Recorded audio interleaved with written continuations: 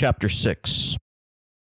News of Manco's revolt and Juan's death had broke throughout the land.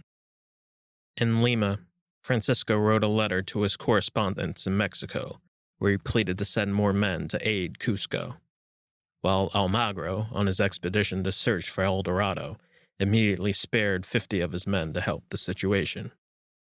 It had been more than 2 months since Almagro's departure. His entrada headed south and followed the coast, and Almagro and his men were still confident, anticipating they would find something grand. Diego, in particular, possessed the confident air about him as he rode his horse down narrow, rocky trails. Stories from the local tribes emerged, and all had felt that El Dorado was very close. And for Almagro himself, the odds that his expeditions would find something seemed certain. But it never happened. Days turned into weeks forward into months. But the Almagros and their expedition still haven't found gold of any kind. For Francisco, however, it seemed as though he finally found his kingdom. What Francisco loved about Lima was the absence of things. He loved the absence of the Almagros. He loved that he no longer had to deal with his brothers. But what Francisco loved the most in Lima was that he could finally breathe. For Lima felt truly like home. In that time, Francisco took a wife, and he had made a palace of his own. Although his palace was small, Francisco's view was of the grand ocean and sands. He kept at his throne and sat on it until his rear and lower back ached. And each day, he held a marvelously peaceful view. Because both Almagro and Francisco were lost in their own dreams, they held Cusco as secondary, for both at the moment were too far away to be concerned. But in truth, that's how they wanted it. They knew if they so much as blinked, they would lose Cusco forever. They knew in order to keep control of it, they would have to fight for it over and over again. And if necessary, they would have to fight each other. They knew it too well. Yet, for the meanwhile, Cusco remained in constant battle. At sunrise, Manco joined his men in prayer. He took pride in his people and their devotion. He took pride in all the dead that lay on the ground and vowed they would not be forgotten. And his face remained calm. But deep down, Manco knew that his revolt was falling at the seams. He knew Cusco was lost. Even though his people still outnumbered the Spanish, they gave up too much ground. The Spanish took control of too much territory and continued to replenish their growing forces. Fighting at this rate was simply pointless. The stench of the city after a week of battle was awful. What would it smell like in a month? What about a year? His people and his warriors were very much alive and their spirits intact, but Manco knew it was over. The decision would have to be made, but Manco knew his people deserved much more. Although it was a prideful feeling when he ordered each charge, it didn't make any sense to continue fighting. At least not in Cusco. As he looked on from the temple's perch, Manco knew that this would be the last day he'd ever see Cusco. But as he looked down, Manco saw the last platoon of his warriors gathered for a final charge, and a smile formed on his face. There were only 20 of them, but they were the fiercest men he had ever seen. He saw their war faces, and on each face he saw their dedication, commitment, and their great disdain for the Spanish. The warriors bowed when Manco approached, and together they whispered their sacred prayers to all their gods. They were ready and willing to die, and Manco gave them their blessings as he watched them dash to the walls and make their last attempt to defend Cusco. The warriors captured the crevice point of the walls. Then they yelled their war cry and attacked with spears and stones. When they got close enough, they choked the Spanish with their bare hands, and the Spanish shot back. Half of the warriors died within 2 minutes. The other half climbed up the walls and defended their ground. They armed themselves with Spanish swords. They speared and stabbed. They strangled and bled. But the Spanish kept coming, and they surrounded the warriors, killing them off one by one. And when the very last surviving warriors saw their inevitable end, they jumped off the cliffs and took their own lives. When it was over, Manco approached the royal court. With a simple nod of his head, he conceded. Immediately, the Incas fled Cusco in droves. Thousands upon thousands of people exited through the back entrance of the city and retreated north into the valley. Cusco still appeared in sight, but Manco tried not to look back.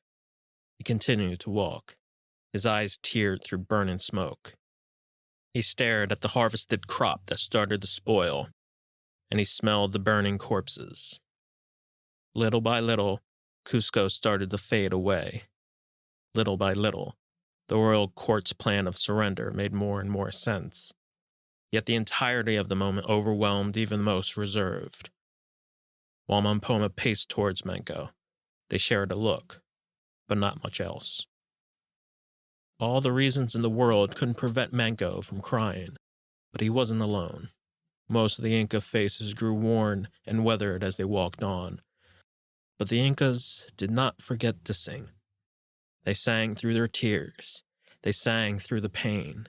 They sang the lilted songs of their ancestors, and they sang the songs of Atahualpa. And their sweet songs continued. But the obvious question remained, where to next? Manco simply pointed to the jungle ahead, Machu Picchu and the sacred valley beyond. He pointed, staggered onwards, and his people followed. In Cusco, the brothers Pizarro did not celebrate their victory. The only remaining Incas were servants and slaves. The Spanish took complete control of the city, but they did so seethed with rage. Gonzalo himself lost all control of his emotions. He yelled from one end to the city to the other, and he stabbed anything that crossed his way. Hernando, on the other hand, kept quite still. During one afternoon, Gonzalo walked about the city, and for a straight hour he repeated a single phrase. Sometimes he whispered the phrase, other times he shouted it. His lips eroded in crust. His face grew red like a pomegranate, but his anger was pure and obsessed. Bastard! The bastard! Finally, Gonzalo approached Cura. He stared at her, lifted his hands, and slapped her across the face until she bled. Then he threw her to the ground and ordered his men to arrest her. Later, Gonzalo quartered her to the basement of the lower temples, and she was kept there indefinitely. Upon seeing this, Hernando immediately tried to calm Gonzalo with soothing words of reassurance, but his words rang empty and were left unheard. Even at an early age, Hernando knew that controlling Gonzalo was like trying to control a tidal wave, and it was even more apparent now. With Juan dead and Francisco cut off in Lima, Hernando felt not just like a brother to Gonzalo, but a pseudo-father. And with that burden came the sheer inability to communicate. The more Hernando pleaded for Gonzalo to relax, the more Gonzalo spat to the ground. They spoke of their options. They talked about Juan and cried when the silence took over. Internally, Hernando knew that there was only one thing Gonzalo was thinking about, and that was Manco.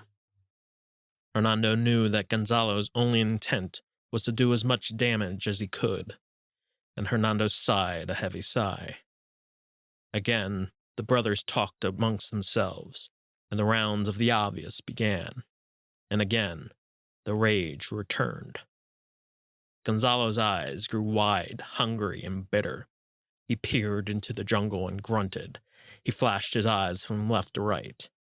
Then he spoke his insanity to Hernando. "We'll find the bastard. He can't be far." "Yes, but we have to be smart about it." "We'll find him. We'll search every tree." "We can't go now." "Why? Why on earth can't we, Hernando?" "The crown forbids us. We're ordered to stay in Cusco and govern it. We just can't abandon it. We'll go when we get permission. Please use some common sense, brother. Permission? Common sense? Oh yes, common sense. The common sense that this bastard's still alive and you refuse to do anything about it. Please, Gonzalo. He's hiding an empire. Can't you see that? Cusco is only a tiny sliver of what's out there. Why do you think he gave it up so easily? Why do you think Almagro left when he did? The crown forbids us to go elsewhere. Please understand, Gonzalo. Gonzalo stood up and took out his sword. Then he shouted, "The crown? The crown? Who is the king to say who I am? Who is Spain to say who we are? Do you hear them? Can they hear us? But if by chance you do, if by chance you see the king, if you were to see him prancing around this horrid jungle, please do me a favor, brother. Kiss his feet, shake his hand, steal his crown, and shove it up his ass! Crown is blind, Hernando. We are not her servants anymore. I am my own man. This is our empire.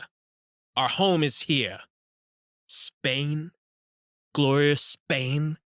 What does Spain have what we lack? Tell me. Land? Have we not seen God yet? Is this not the navel of the earth? What else does Spain have that we haven't? Wine? More churches?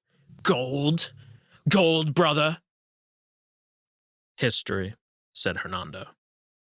History, said Gonzalo, nodding his head. You're absolutely right. History. We don't have a history. We'll have to start it then. And with that, Gonzalo departed. Hernando knew Gonzalo would have his way, and with Francisco gone in Lima, Hernando remained the only Pizarro left in Cusco. And in his solitary, Hernando thought long and hard about Gonzalo and his obsession. Gonzalo wanted not just to capture Manco, he wanted to humiliate him and kill him in front of all the Incas. The only question was who would go along with him. And as always, it was only a matter of time. It happened all too fast. The Incas simply disappeared. We watched them head off to the jungle. Every man left in Cusco remained angry. Even the slaves and servants who remained with us staggered in misery. We kept waiting for another ambush, but the Incas did not show, and our questions remained unanswered. I found Soto sitting on a stump. He sharpened his sword against the white stone of the walls.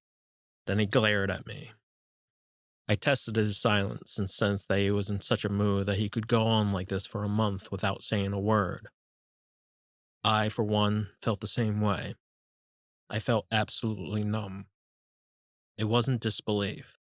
I fully believed what had happened, and that's what made it all too numbing. Soto took to his pen and parchment and spent the entire afternoon in deep calculation. My suspicion was that he was calculating his fortune and what it amounted to. He always did his own calculations. He was impeccable at it, and he never let the treasury count a single coin. I heard his reasoning in my mind, for he stated it many times. Why should I, Sardina? I've earned this myself. They have no say what I do with it. At dusk, I joined him by the fire. For the entire night, Soto didn't speak. We didn't play the game either. I didn't even set up the board. I couldn't think. I simply forgot how. I looked up to the gray sky. It seemed calm and dead. All that time we stared, not at each other, but at the city, and how empty it looked. From time to time I glanced at Soto, but not for very long. Had I known it was his endgame, I would have acted differently. Had I known anything, I would have said something, but I didn't. The truth of the matter was that I was too dumb to understand, and I didn't understand until years after. and it was clear that after Francisco departed, Soto had virtually no say in any matters. Seeing that there was nothing to say, I stared in silence and slept the night away. The silence sufficed. Dawn broke, and like always, Soto got up to his feet and disappeared. Gonzalo assembled his men in the morning, and they gathered and formed a line. I looked at them from afar, and I leaned against a moss-covered rock. They were paid in advance. I looked at their eyes, their eager, hungry eyes. Again, I was caught by the spell. Men with hardly any teeth. Men with broken jaws that slung and drooped. Men with patches on their eyes. Men with no regard for anyone other than themselves. Men who only wanted enough gold so they could retire and never have to work another day in their lives. These men had their reasons, and most of them were young. By the end of the day, more than 200 men had signed to join Gonzalo in his quest for Manco. Gonzalo would take one more day of offers, and the most qualified would fill the last spots. I had one more day to decide. All throughout the day, I stood puzzled, and all throughout the night, I thought about my next move. Needless to say, I couldn't find Soto. My intention was to think all night and die of exhaustion. I made half of that promise. I kept my distance from the men and refused their invitations to drink and talk amongst the fires. I set up the board and arranged the pieces in a quandary. During the night, I stared at my fortune. It was enough. I hadn't spent nearly what I thought I did, but the chest felt lighter. I thought of securing some of it into a secret hole of some kind, so if I were to lose it all, I'd still have something to fall back on. But Cusco was filled with these buried savings. Cusco was quite literally a graveyard of blood and gold, and my biggest fear was that I would forget exactly where I buried it if I'd done such a thing. I stared at my fortune again for what seemed like an hour. Then I realized that I had fought too hard for it. To simply bury a small amount seemed ridiculous. It seemed like a giant waste of time and effort. So I decided to carry the burden. I'd carry it all the way back to Spain if I had to. The fire burned, and I stared up at the stars and searched for an answer. And I watched the pieces reflect and flash against the firelight. Like most men, I was caught in between the present and the future. But, unlike most men, I knew what both were. I knew what Cusco was. It was glorious and sacred. It was worth defending. At least it seemed like that on the surface. It was the essence of the dream. But still, somehow, it didn't feel enough. That was the present. It was a hell I knew, but no longer wanted to live in. Then, there was the future. It remained unexamined, and it bothered me to no end. To find Manco, to find El Dorado. Those were our objectives. Both seemed so unlikely to occur. Lies and truths. My mind fell in between. And I felt as empty as the days of wandering on the beach in Panama. I thought I'd never feel that empty feeling ever again. But no, I felt it, and it felt exactly the same. The feeling of complete emptiness. The feeling that my life had not been lived, and that my time on earth was over. The feeling that my life amounted to nothing, and to say otherwise was just lying to myself. There had to have been a remedy. There had to be something to quell the pain. This couldn't be my endgame. There was still too much to explore. And maybe it was El Dorado. Maybe that would be my panacea. And maybe, deep down, I didn't want the dream to die. There wasn't enough gold. There just wasn't. There were other worlds and other riches just waiting to be discovered. I looked at the board again. It seemed to make all the sense in the world. And it related. I finally saw it.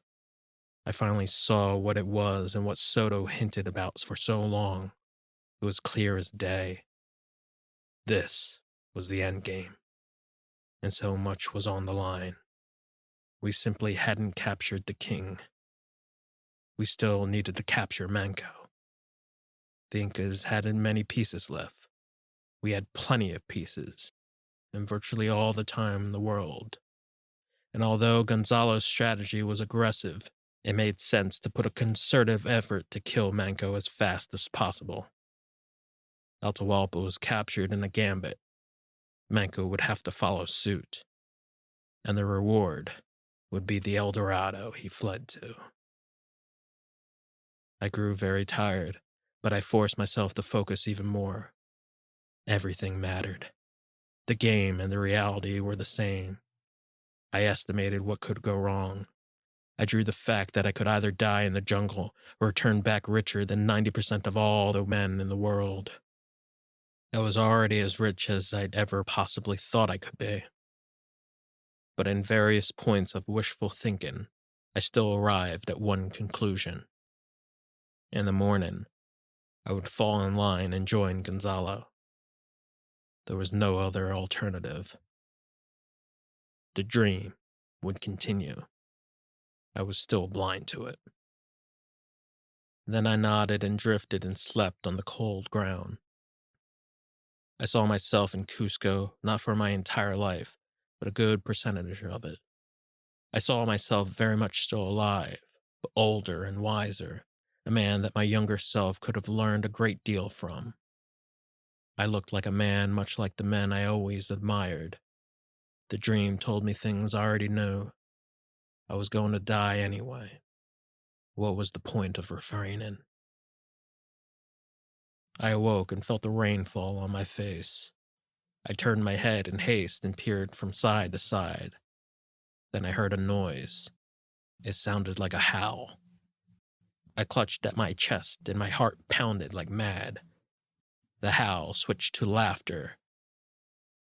It was Soto. "Stop dreaming, Sardina." Soto stood 50 yards away. He laughed again as he mounted his horse. Then he stopped, dismounted, and walked towards me.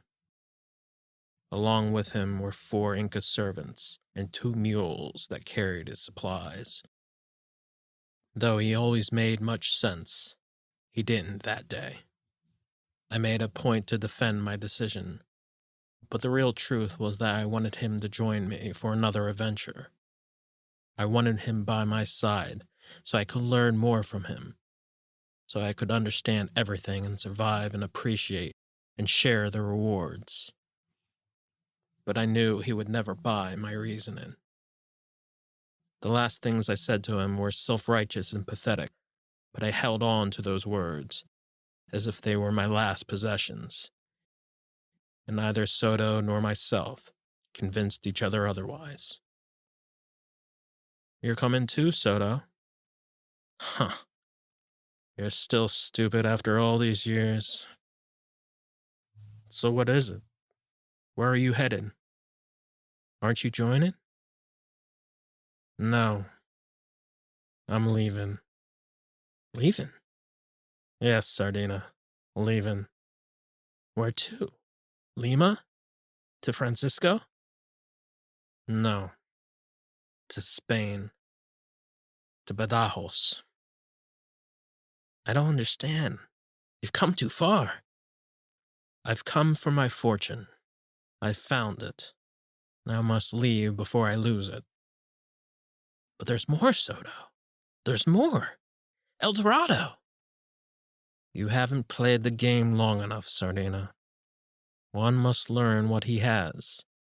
There are times when you shouldn't take a risk, even if there's great reward." "But the reward is worth it.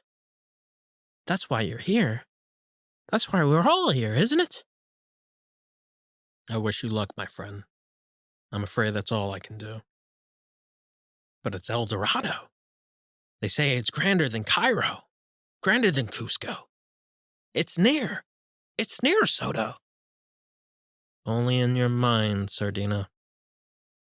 But that's what they've been saying. That's what led us here. That's what led us to Peru. That's what led us out of Spain. Why don't you see, Soto? I see my fortune, and I'm taking it with me. Enjoy it, then. Enjoy your tiny fortune. I'll enjoy my fortune, however tiny it may be. I'll enjoy it alive. Soto mounted upon his horse and headed out. I followed and pleaded for him to stop, but I knew it was only in vain. Sir Soto! Then he said his final words, and he disappeared through the dark. And that was the last I saw of him. You're a free man, Sardina. Act like one. I still thought it was a dream, but it wasn't. It was real. It occurred. Soto was gone. An hour later, I fell in line and joined with the others. Gonzalo sounded a list of commands, which I fulfilled, and by noon, we headed off. I remember the wooden gates close and the clanking sounds they made. I never knew it would be the last time, but it was. I glanced at the gold makers at the far end of the city just before the gates. They were still at constant work, churning out their product. I remember their dirty, happy faces. I saw them dig and catch and forge and press, and as the hot liquid formed into their chambers, I remember their sounds. The pangs, the pings, the sizzles and swishes. I stopped one last time to see the foams of gold fill out to the brims, and although I never knew the reason, it all still looked beautiful to me. But I had to accept the fact, and when I did, I could not look back. The fact was that Cusco was a ghost now. It was good as dead. I accepted it and marched forward. And when the gates closed, I knew I would never see this part of the dream ever again.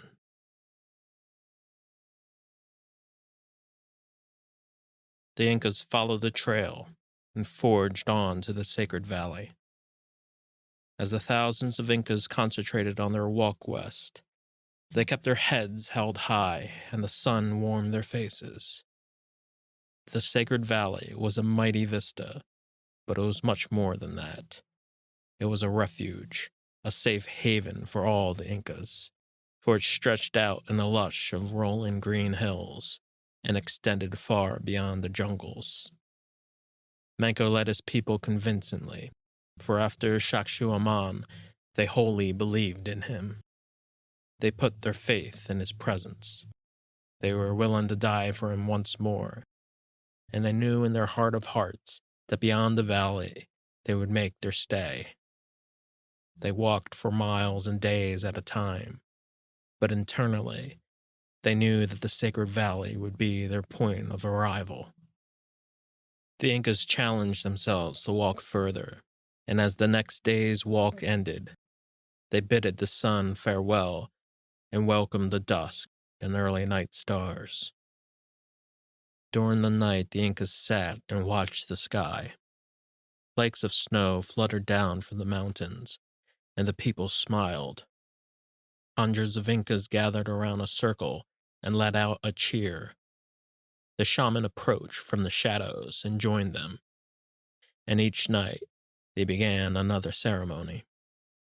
The stars appeared soon after, and the Incas watched the pale purple light blend in the horizon as the majestic Machu Picchu came into view.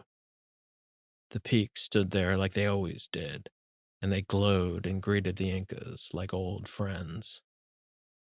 Manco spoke to his people each night and made the same promise. He knew his people were still shocked and saddened, so he promised that they would build a new Cusco beyond the valley. He promised he would build a new city, a new home to cherish and defend. They stared at the green moss of the sloping hills, the undulations, the protrusions, the enveloping endless lands, the rocks and melting snow, and the terraces that Manco's people had built centuries ago. The vision swirled but stayed, and it went on forever as a constant reminder that this beautiful land would always be their home. Manco repeated his promise to his people several times. The Inca royal court did as well. Each citizen in Cusco was informed of the vision. In the valley, they would build their new Cusco. They would build it, populate it, and make it their own. It would be the Cusco for their children and their children's children. Inca gods would guide it, and it would be Inca blood that would defend it. They were resolved to keep it and protect it. They would fight battle after battle. It was still a dream, but nonetheless, it was every Inca's solemn duty to keep their dream alive. The Inca trail went for more miles. They saw irrigated waterways and walked on. They inched closer and closer to the peaks. Several weeks had passed. Manco found himself alone and stared at the peaks for several hours. He stared at the snow and the green ridges that bulged out in jagged formations. This was his only confirmation. He needed it more than any moment in his entire life. He sought the truth. He put all his faith into the mystery. He closed his eyes and went beyond. Then he opened his eyes. "I am Manco Inca," he whispered. He repeated again. "I am Manco Inca." The shaman approached. He didn't utter a word. He merely gave Manco a smile, then disappeared beyond the slopes. The next day, the Incas reached the holy Amazon River. They prayed for the entire afternoon. Towards the night, Manco sauntered through the jungle alone. He bled from his hands and sucked the blood that dripped out from his fingers. Then he saw a great sight that made him stop. Beyond the stream, Manco watched a giant black puma hunt down and devour an elk. It took less than 5 seconds. The puma chewed and swallowed its meat without hesitation. There was not a shred of guilt in the puma's face, nor was there any uncertainty. There was only joy. But there was a deeper meaning to this instance in time, and Manco felt it. It was not only the hunt, it was a prayer said without words. For both the puma and the elk, it was their nature. Life was lived, and that's all that mattered. As for the elk, he knew that his time on earth would not be long. It never is for the chaste. But the elk showed grace and temperance, because before its death, it was quite alive. It gnawed on the grass and foraged. Its eyes were wide, just like its father. And when it ran, it galloped with every fiber of its soul. The elk neither hoped nor dreamed, nor did the puma. They didn't think. They merely acted. They merely survived. They merely thrived. And the dance continued. Manco probably saw their dance every day, but it wasn't until then that Manco understood it for what it was in whole. It wasn't until then that he knew the entire truth. And when the moment passed, Manco watched and nodded, and noted the power of both beings. The next morning, Manco arose and examined the deep and wide Amazon River. It was cold and holy, sacred and forever. Manco walked up to the fallen streams and watched the flying fish jump over each other. Then he examined the whole of the river, the happy river that he knew his entire life. Indeed, to the Incas, the river was a god itself, and it was one of Manco's favorite gods. He had taken it for granted so many times that he became blind and numb to it. But when Manco saw it again, tears ran down his cheek. He breathed in and out. He sensed every inch and every sound. He sensed the hum of the insects and the plops and sumps of the drifting ebbs and flows. Then he sensed the shrieks and shrills that came from the birds above. And Manco noted and remembered. He was still living in sacred times. The river kept churning, and Manco kept staring. He felt the entirety of his land and his people swirled into his eye. He spoke to each of his gods. Then Manco lifted his head and stared into the jungle's canopy. He stared below. His hands became still, and he moved towards the river. He soaked his feet as the water came to his waist. Then he dipped his head and submerged his entire body. He felt each surge and pulse of the waves. He felt the chill, and as he closed his eyes, he took it all in. When he was ready, Manco withdrew his head from the water. He took in deep, powerful gorges of breath and clutched onto his pounding heart. Then Manco climbed up to dry land and sat down. His heart pounded. He closed his eyes, then opened them. And the river rolled on and slushed. Then Manco closed his eyes again. He stayed still and watched the tide. In a very long dream, he communicated with Cora. All that needed to be said, he said to her with his eyes. They made love like they always did, and all was whole again. They talked and sauntered through hills and streams. Manco's love for her was as strong as it ever was, and he knew that if he died, he would die loving her. And if the roles had been reversed, it would be exactly the same. Then Manco opened his eyes again. He turned and saw Tito approach him. Again, his son stood by his side. What the future held, Manco did not know. What the past said to him, he held it with reverence. But he knew that the horrors and fears no longer had control of him. He tried to find the right words to express these feelings to Tito.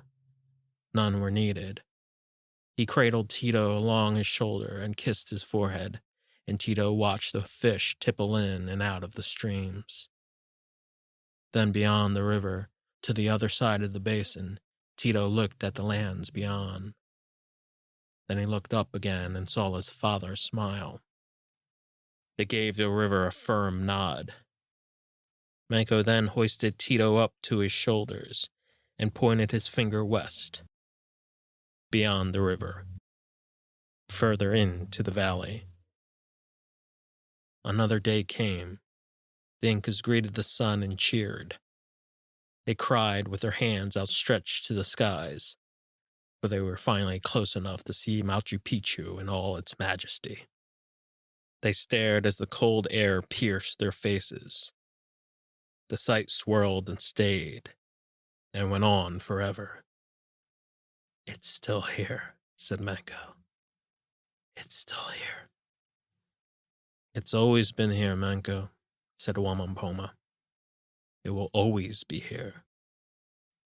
Like your brother. Wamampoma pointed off into the distance. Out of the caves, the high priest yelled out. The shaman walked forward. The Incas cheered again, and Manco blinked several times. Sweat ran down from his nostrils down to his knees. He moved in closer. Then he knelt to the ground. A band of a dozen Incas carried a heavy tomb along their shoulders. Inside, was the mummy of Atahualpa. It was wrapped in fine cloth and had been dressed with palms. Atahualpa's distinct scent hovered in the air, and Manco touched the corpse as the sun warmed his face. He didn't hear Atahualpa's voice. Rather, he felt him flowing through his blood, united forever. Then Manco raised his head and prayed to the sun. "I know you're here," Manco repeated. "I know you're here." Then Manco saw his people gather around the tomb. They touched the tomb and let out their cries. They smiled through their tears. And like that, the Incas could feel again. The sun faded, and a cold breeze blew in, but they warmed their way through. The Incas stayed with Manco and the tomb. They stared at the wondrous vistas of the sacred peaks and navigated their thoughts in reflection. The moment felt too grand. It felt too real and pure. He knew that the love of his people was understood, that he had earned it, and that his people would never let him down. He knew that words were only wasted breath. But most importantly, he knew that these spirits of the Incas, including his brother Atahualpa, were guiding him and his people to better times, sacred times. They held strong to Manco's promise, and they were defiant to uphold that promise with the highest resolve. In the falling rain, the flutes played on, and afterwards the Incas danced again to Atahualpa's lilting song. The drums picked up the rhythm, and again the Incas cheered with their faces lit up in unfettered joy. They didn't care how many lives they would lose. They didn't care how long it would take. They would defend their lands and risk their lives. They were ready for any battle, and their faces gleamed with absolute courage.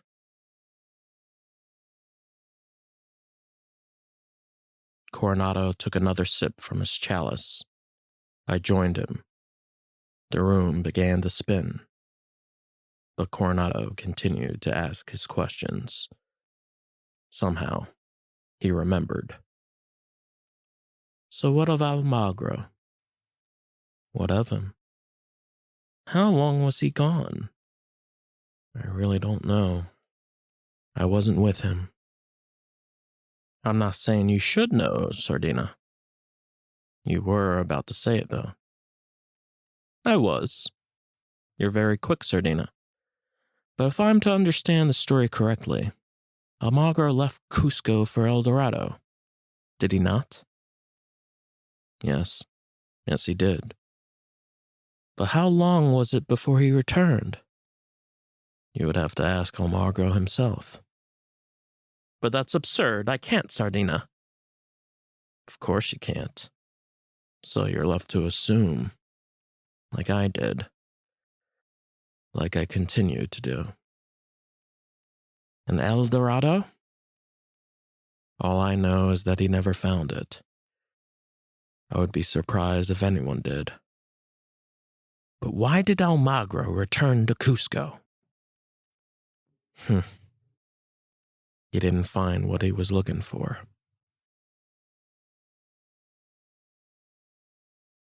So Almagro and his men set forth their expedition to El Dorado, and off they went.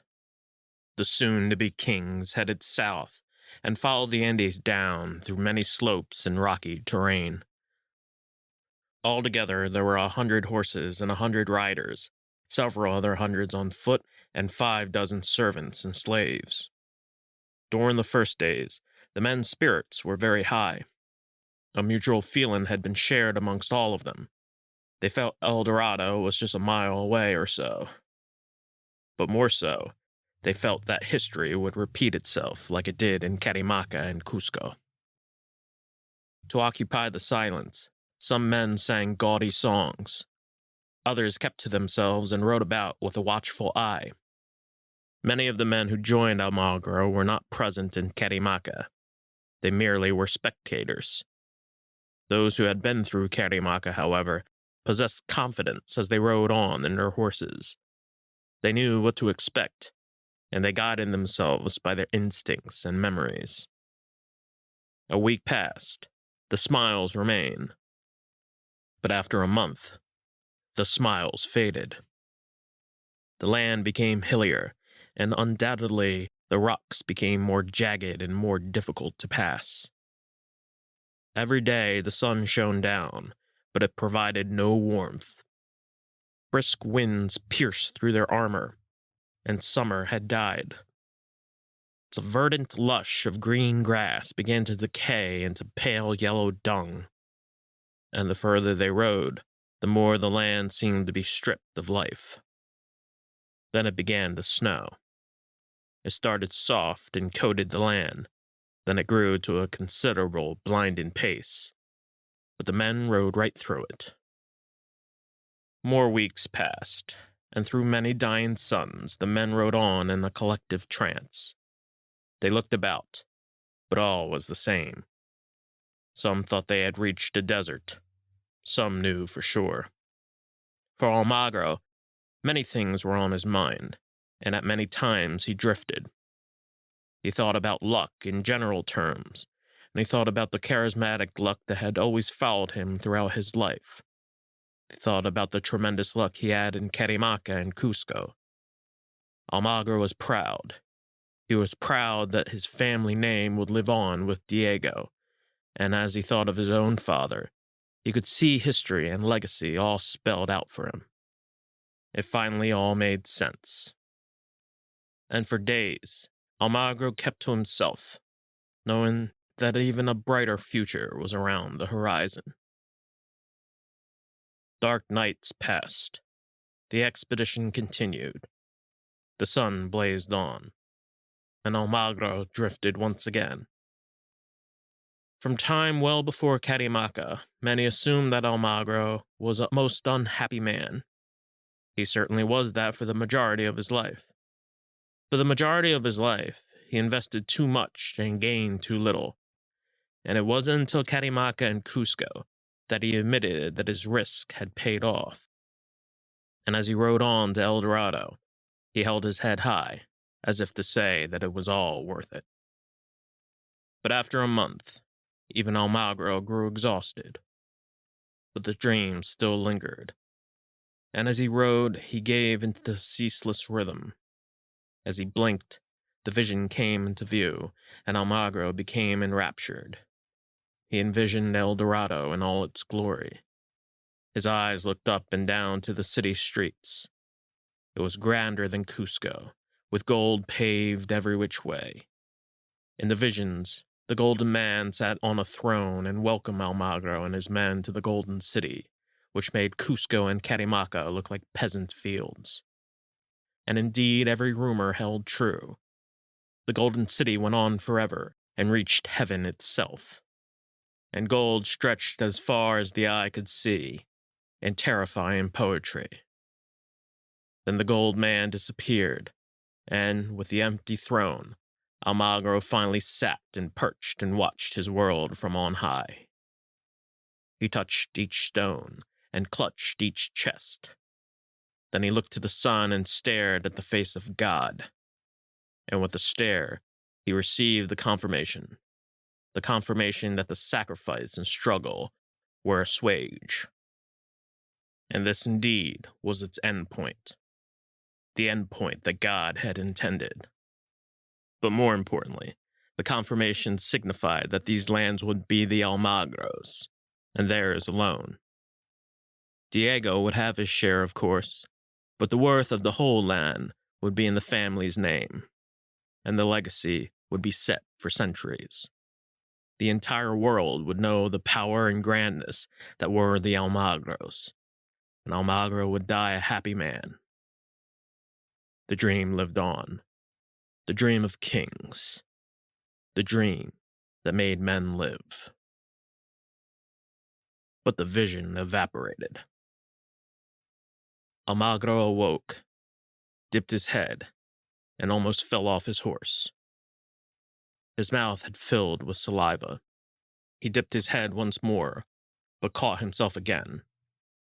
From the corner of his eye, he saw Diego keep a vigilant watch, and from the other corner, he saw his men languish on. All Almagro was left with was the reality, and it was even more horrific than he could imagine. The reality was naked, scalped, and left for dead. The reality was the horrific, endless desert. The reality was that they had trekked 50 miles along the coast and found absolutely nothing. In 2 months, they found even less. The cold had finally gotten to their bones. The sun and snow blinded their eyes as they inched closer. But in all that time, they had not found one trinket of silver. Hunger was a daily problem. The men ate what they could find. They searched through desolated sands and brought less and less back with them. Rabbits were considered luxury meals, and snakes and rats proved to be primary staples of their diets. The Inca guides and servants fared worse. They carried and lunged their master's load and languished in their chains. Many froze to death. Many others wanted to die. Dozens of others grew violently ill and dropped to their deaths out of sheer exhaustion. But this did not prevent the Spanish from lashing them, cursing at them, and declaring them useless. And as time wore on, there were fewer servants and slaves to discipline, and more bodies had found permanent homes along the cold, hard ground. More days passed, and there was more of the same. More of the nothing that they were accustomed to. And the desert gave no quarter. More snow fell, and El Dorado was nowhere to be found. And each day was harder than the last. What made matters worse were the hostile tribes. The first tribe was a formidable opponent. The second tribe was even more hostile. In each encounter, diplomacy on either side was not offered. The Spanish thwarted the threatening tribes with crossbows and hand cannons. After each encounter, they took the tribesmen as slaves and relentlessly asked them about El Dorado, but none of them confirmed that such a place ever existed. The expedition met more tribes further south. They, however, were peaceful and hospitable. The Spanish interpreters asked their questions again. After much commotion, 2 tribesmen confirmed a golden land existed not far away. Upon hearing this, the morale of Almagro's men had grown. Consequently, the Almagro's hope inflated. They quickly assembled a meeting with their lieutenants and sergeants, and in a week, the expedition encountered a dozen Lincoln tribes that were said to be located near the south ridge of the mountain.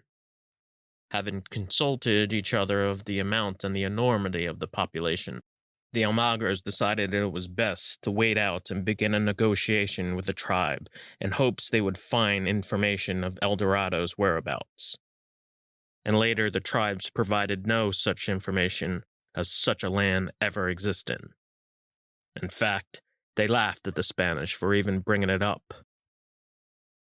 The talks continued, and Almagro shared a long, enduring smile with one of the tribe's main chief. Then, when the salutations ended, Almagro took out his sword and decapitated the chief in one swift motion. He screamed at the interpreters to repeat his demands, and the councilmen, chiefmen, and other cohorts bewilderedly complied. Another month had passed. Each day blended into the next. The expedition came across more tribes that boasted they knew El Dorado, but it always ended up the same way. The Spanish asked about El Dorado's whereabouts, but when diplomacy could not be met, the tribes instantly ambushed and attacked, and the Spanish laid waste on them. When the fighting had ceased, the Spanish burned everything in sight. They burned the tribes' huts. They burned their women, They burned until there was nothing human left, and in their plunders, the Spanish took whatever they could find.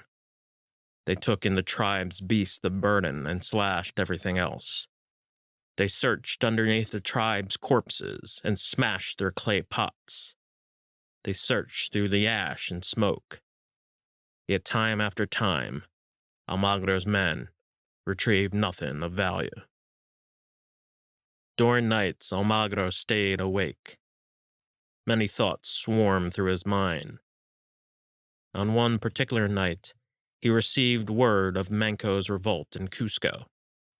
Part of him was alarmed, but he kept his emotions intact. He remained calm and stared along the depths of the desert.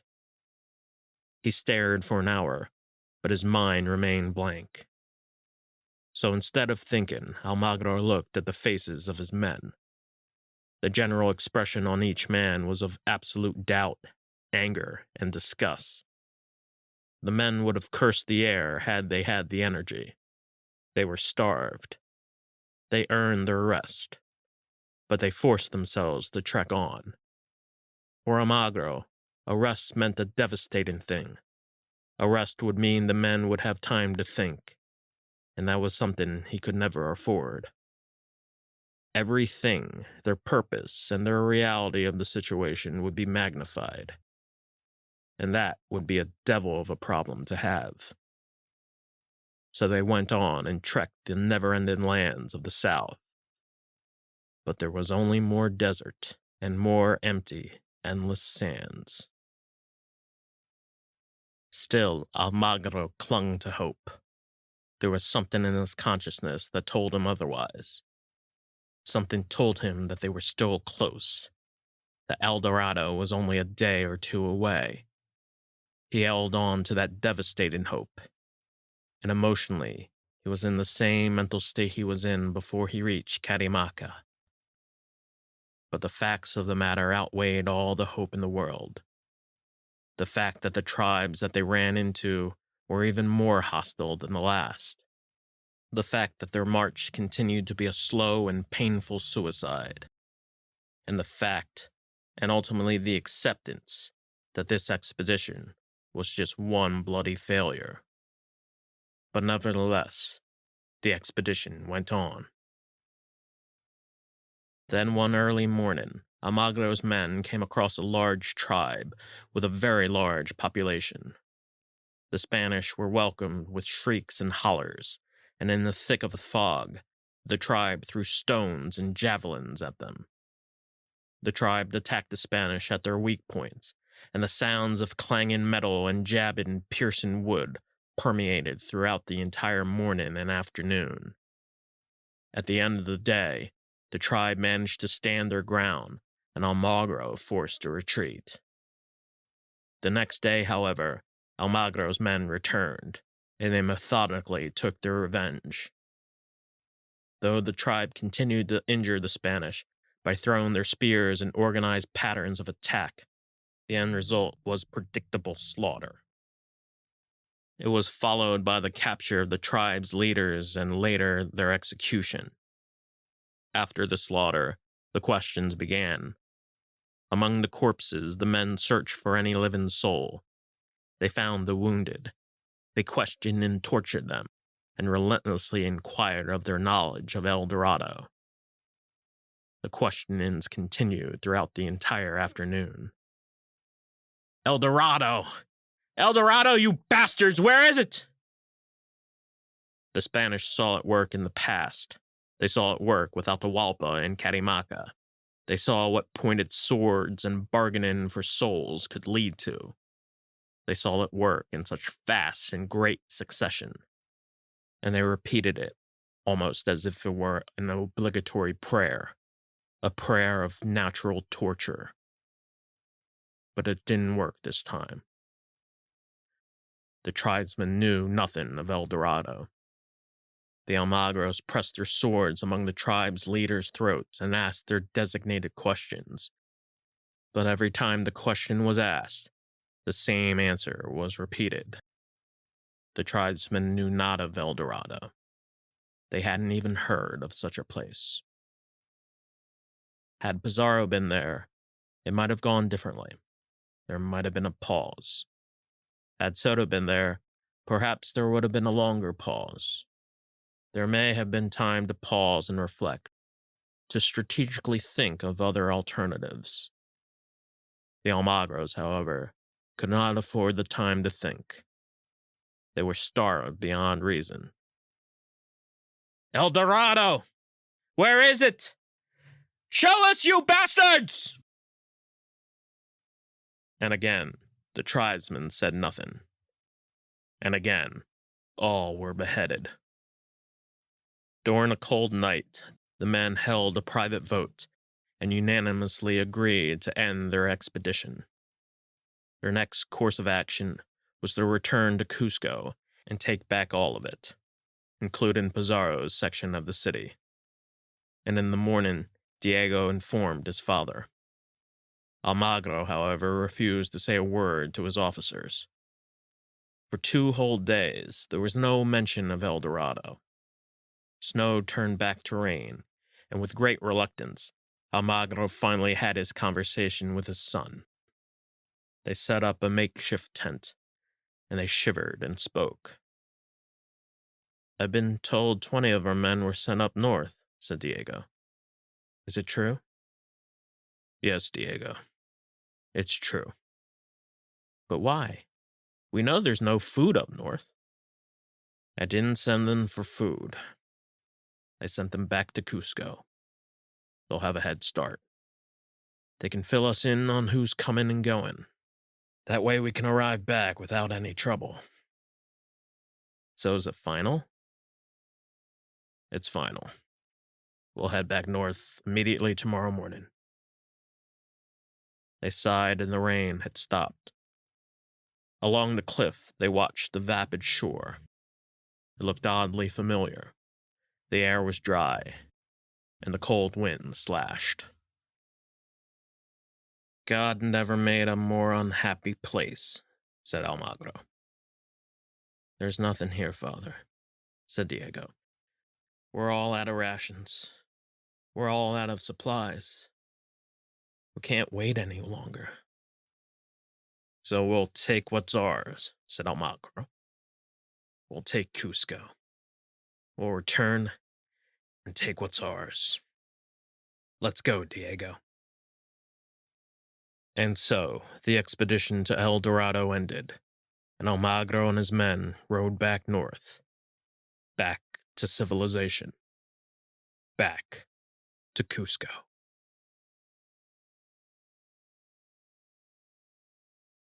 In the jungle, Gonzalo's men remained on Manco's trail. The heat was ungodly, but most of the men kept their armor on.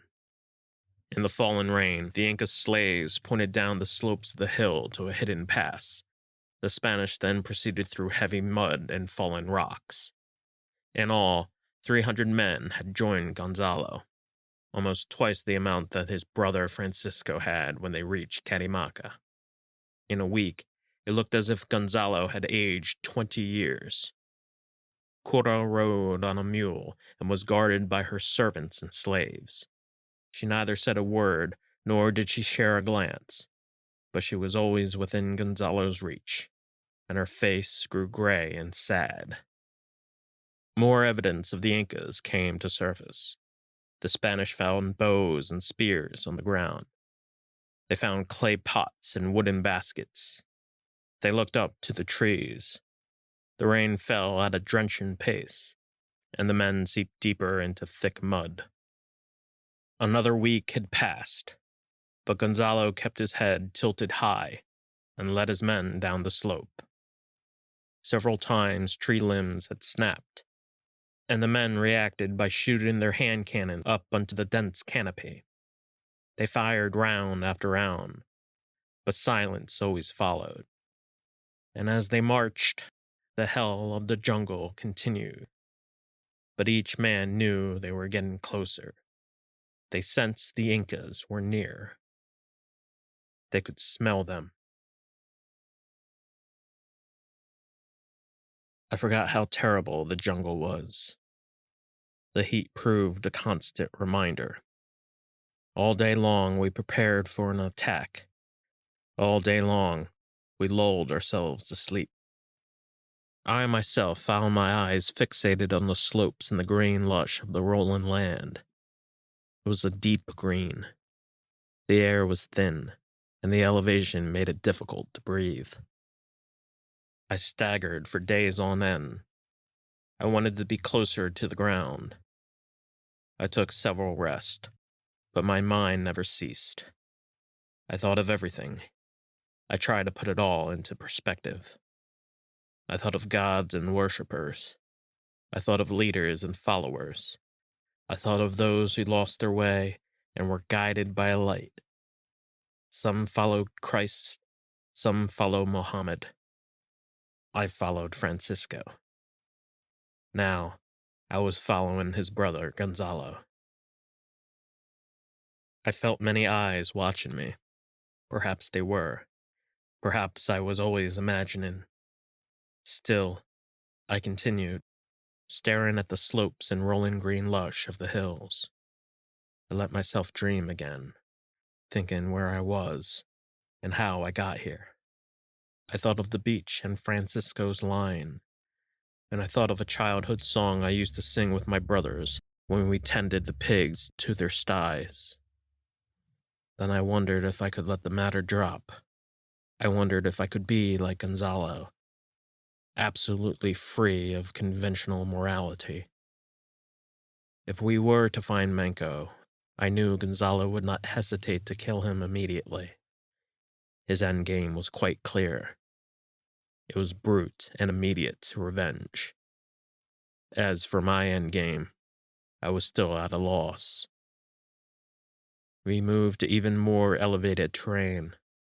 Then we stopped near a large sandstone cliff. I watched over the west and saw the sunset. The men made fires out of wet sticks.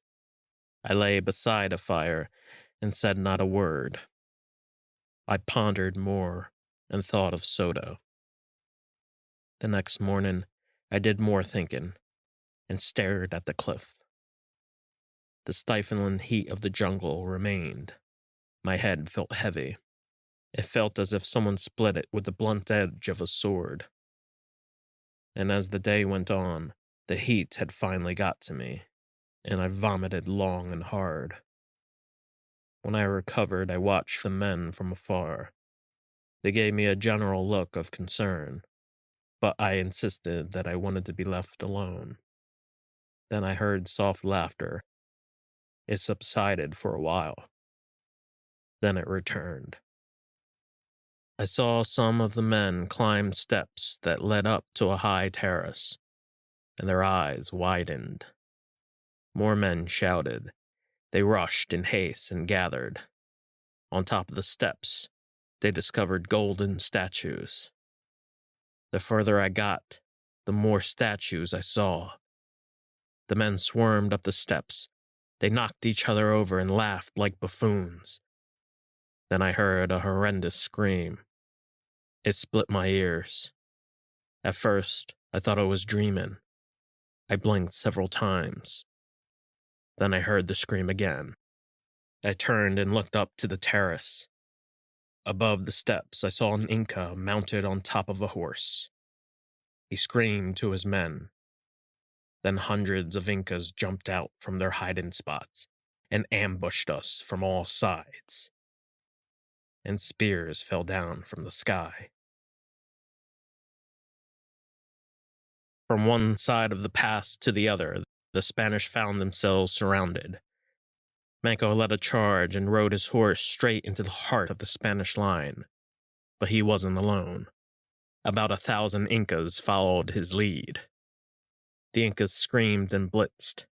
Some Incas flew down from high elevations. Other Incas hid in the hills and launched javelins and heavy boulders from on high, pelting the Spanish and making them fall down the steps. They stabbed the Spanish with spears and knives. The Spanish fired back, but the Incas outmaneuvered them. They stole more Spanish swords, helmets, and horses, and continued their charge. For half an hour, the Spanish held their ground. They fired back with their hand cannons. In the smoke and fog, the Spanish hardly saw what they were shooting at, and the Incas took full advantage. They used sharp splinters of wood and stabbed the cannoneers with jabs to the chest and throat. The Incas continued their attack for another hour.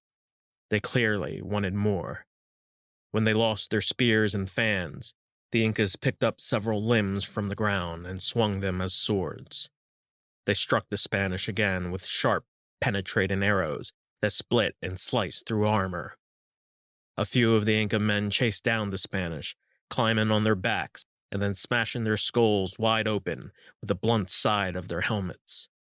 Several other Incas went after the Spanish horses, slashing their legs with lances, and one Inca warrior in particular ignited himself on fire and ran into the mass of the fighting. Gonzalo himself fell off his horse, and 3 Incas piled on top of him, but Gonzalo's guardsmen immediately shot the Incas, and they died seconds later. Burning flesh seared the air and blood splattered on the grass. About 50 Spanish soldiers lay wounded on the steps, and the Incas beheaded them with great pleasure. Freshly decapitated Spanish heads rolled down the steps, and the Incas laughed and screamed. 1,000 yards out, the Incas taunted the Spanish with swears and threats. They yelled a collective piercing scream that exploded into the air, and to the Spanish, it sounded like the cliffs had erupted. The Incas smiled. Manco finally stood triumphant. A dying Spaniard lay on the ground, and Manco took out his spear and stabbed the Spaniard in the eye. Afterward, Manco dipped his finger in the fresh pool of blood and tasted it.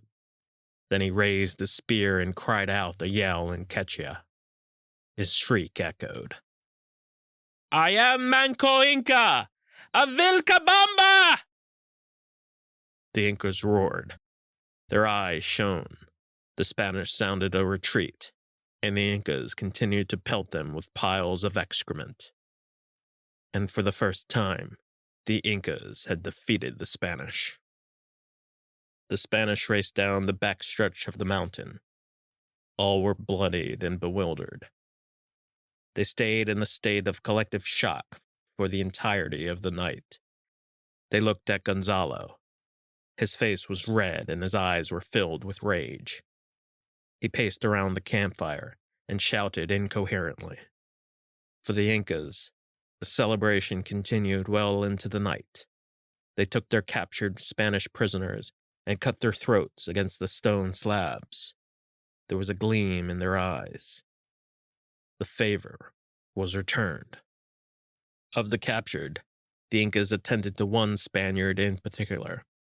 It was a malicious friar who was known to be very cruel to the Incas back in Cusco, and all agreed it was finally time for reparation. The monk shrieked. 2 Incas grabbed his wrist, while 2 other Incas grabbed hold of his legs. The monk continued to scream, and the Incas covered his mouth with their hands.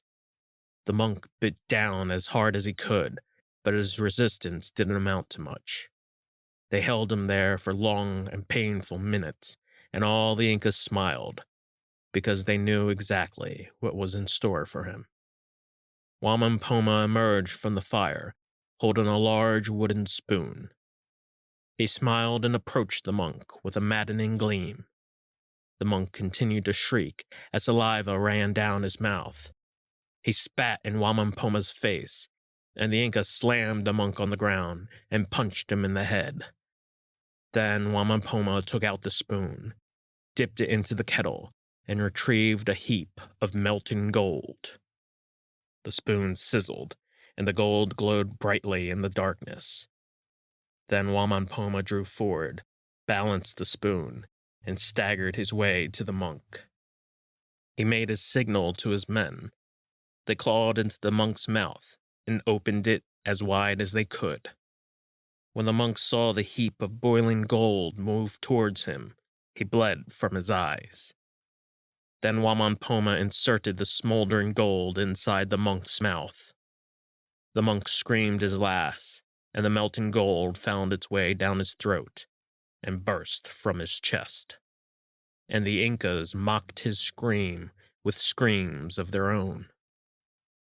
They greeted the night stars, and once more shouted with glee. And the Incas danced until morning.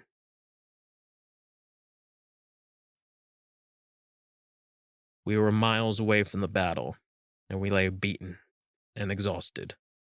Each messenger that approached Gonzalo was treated in the same dismissive manner. He stayed by the fire with his Inca wife, who we all knew was Manco's wife, and he asked not to be bothered. Throughout the night, we wondered if the Incas would ambush us, and the fear pervaded. The next day, I walked in a daze. Many men tried to talk to me. I simply couldn't.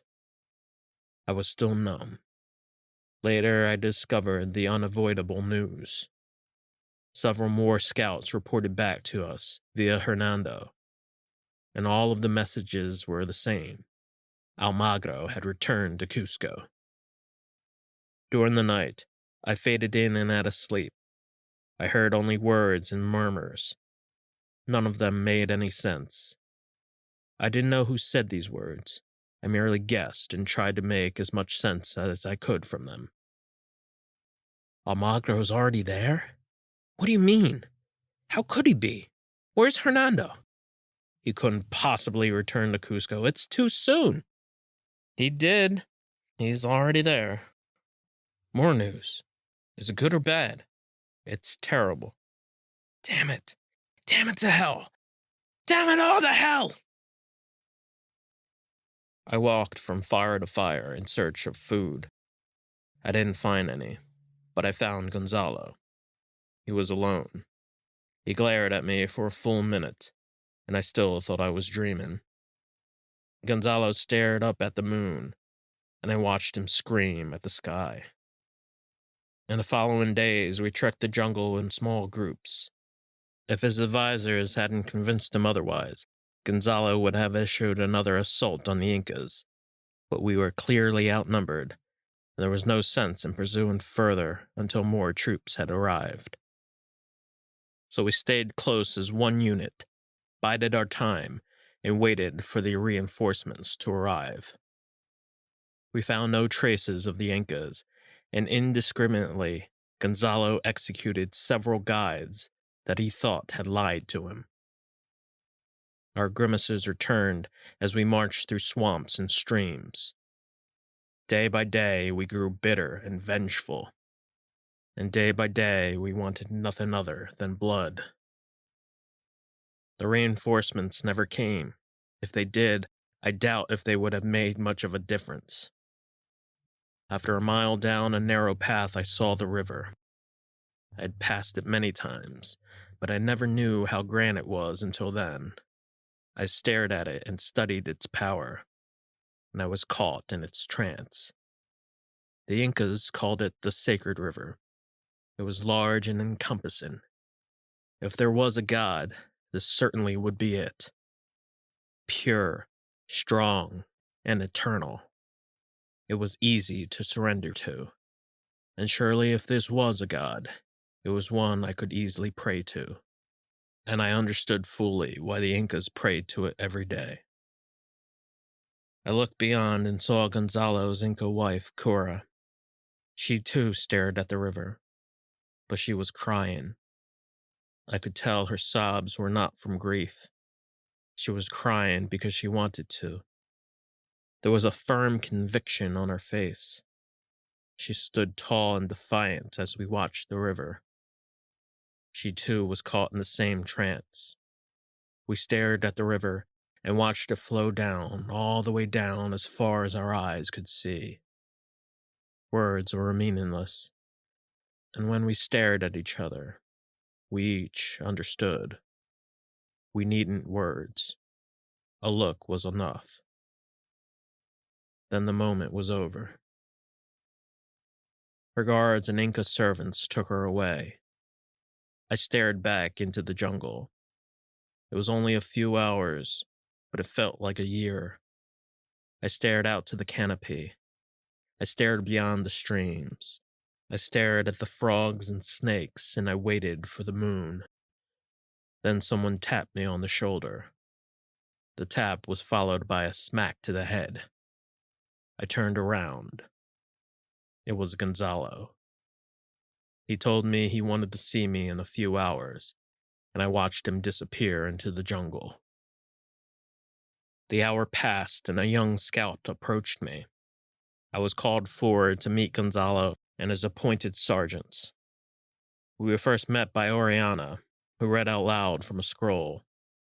I nodded off and drifted into sleep, and all of Oriana's words escaped me. I was still exhausted. The river and the slush of the rising tide once again mesmerized me into a dreadful lull. Then Gonzalo entered. I remembered being very sleepy, and after a few more minutes I heard Oriana and Gonzalo bicker back and forth with each other. I tried my hardest to pay attention, but I simply couldn't. Finally, I knew exactly why I was summoned. I didn't need to hear any further discussion. All of Gonzalo's soul wanted to stay and hunt down Menko in the jungle. But Gonzalo didn't have a choice. And the reasoning for his stalling was that he was slowly coming to terms with the fact that Cusco needed to be saved. Then Gonzalo and Oriana went on and discussed the obvious. Again, I heard the words, but didn't pay attention. Instead, I stared back into the river, and I let the words feed into my dreams. Why now? Almagro, that's the only reason. Magro, he's still alive? Apparently he is. The last I heard, he was moving to Lima. You've heard wrong. He's heading to Cusco. Cusco? 3 scouts confirmed it. Why Cusco? He still thinks it's his. But what about El Dorado? You think I haven't thought about that? There'll be no El Dorado if we lose Cusco. But what about Menko? One bastard at a time. I opened my eyes, and suddenly I saw Gonzalo approach me with a sack of gold in his hands. He shoved the sack into my chest. It felt heavy and full. He stared at me with a look of concern, and he asked me questions, and I answered with great hesitation. I knew for a fact that my pauses bothered him. No doubt he took this as a sign of my own ignorance, and no doubt he was probably right. The spaces in between our words seemed greater, and the silence was unnerving to him. But I simply couldn't say or do anything else. And words, particularly the right words, never came to me when I needed them. So silence more than not sufficed. What are you doing, Sardina? What do you mean, sir? Why do you hesitate? Forgive me, sir. What are you thinking of? I'm praying, sir. Praying? Yes, sir. Who, may I ask, are you praying for? The dead. Never mind the dead, Sardina. Focus on the living. I will, sir. Then Gonzalo gave me his orders. I had been assigned to be in complete charge of hunting down Menko. I remembered Gonzalo's last words, and besides one other horrible thing that happened that day, that's about all I remembered. Do your best, Sardina. Stay here. Hunt him down. And with that, Gonzalo had left. He returned to Cusco to help his brother Hernando. The rumors were true. The Almagros had returned, and they were back to avenge the city in full force. But before Gonzalo left, he gave one last cruel and horrible speech. Let the bastard know, he repeated. Let him know. His words were sufferable. His eyes shone red and festering. Then he gave the order. And when I heard it, I felt my heart drop. I saw the wooden box about a minute later, but there was nothing I could do. About a half hour later, I heard ungodly screams and shrieks. In the distance, I saw Cora fight for her life as a half a dozen guards chased after her. She bit and scratched and crawled her fingernails into the guards' faces, and that was the last time I saw her alive. An hour later, we were ordered to carry the box all the way back to the river. Inside was Cora's corpse. She had been shot by arrows, and her body was wrapped in banana leaves. The box was light, and 6 of the men, including myself, carried it to the edge of the brook. None of the men shared any emotion. I marked my steps and kept my balance. The other men did the same.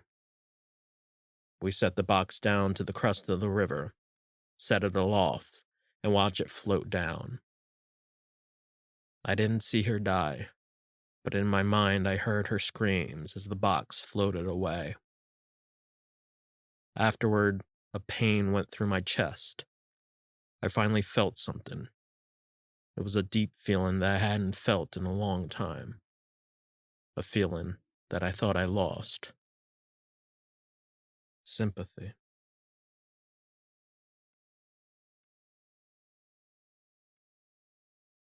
A few days later, Mako saw the same box float down the river. It came and flowed down, and the Incas whimpered in shock and sorrow. At first, Mako merely watched, but as the box floated closer, he cried and prayed. He knew what was inside. He cradled Tito and turned him away. The box floated down the Amazon, and Mako sobbed, winced, and knelt to the ground. The Incas said a prayer through their tears, and when it was over, Mako took Tito by his hand, and they walked away.